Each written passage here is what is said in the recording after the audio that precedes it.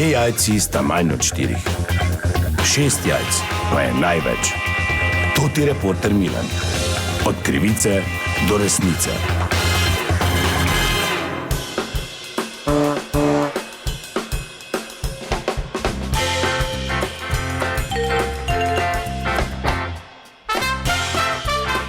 Dame in gospodje, Toti Milan, sem ponovno na sledi zgodbe na terenu. Slovenija je obupno potrebovala nov zapor in zato se danes odpira nova zgradba tukaj v Dobrunjah pri Ljubljani, kjer sem tudi ta trenutek. Sam zapor še ni odprt, ampak vse ostalo naj bi bilo pripravljeno. Z mano je vodja pazniške službe tukaj v novem zaporu, gospod Peternelj. Pozdravljeni. Živja.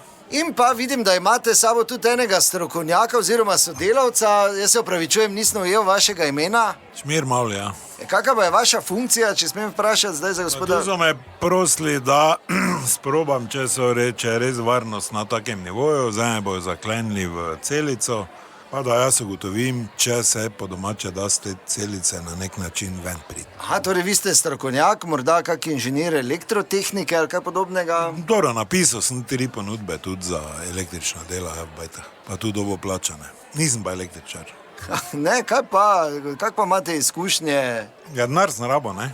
Pa sem pač tudi bil električar, ne, če je bila pri... Ne, zakaj ste tu danes? Ja, ker sem bil zaprt 2 leti, pa 6-krat pobegnil. A tako, te sorte strokovnjaki, ja? Ja. Kaj zdaj me boš zaklenil ti not, ali kaj boš? Ja, dejte samo malo počakati, no. No, gospod Peternelj, mogoče nov zapor v številkah?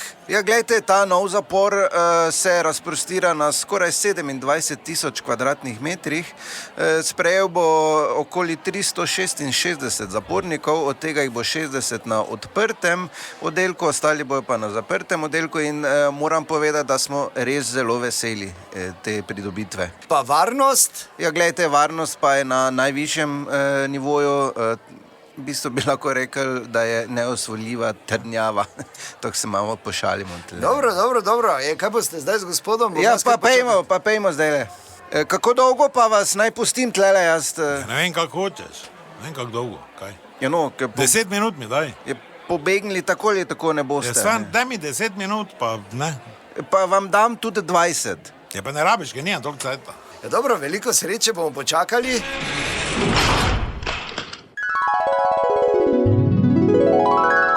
No, zdaj je minilo dobrih 8 minut praktično, gospod Peternelj.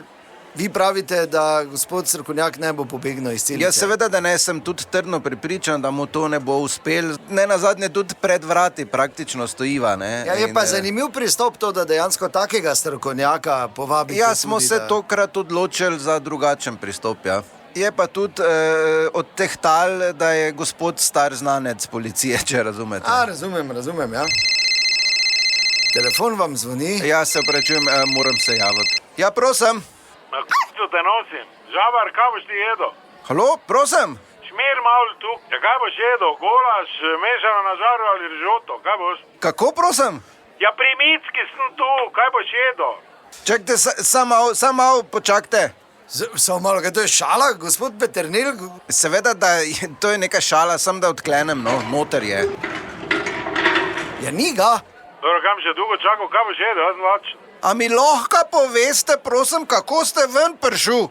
Ja, če imate Armstrong na stropu. Ja, tlele ni Armstronga. Daj pri, v glavnem želeti gola sem ti vzel. No, to so te porodni krči, ne bomo rešili. Ja. Veliko sreče vam želim, gospod Peternelj. To je bila še ena zgodba, raziskoval sem jo Toti Milan, od krivice do resnice. Če ne bi bilo VBO-ja, bi imeli vsi krive zobe. Digitalno zobozdravstvo VBO.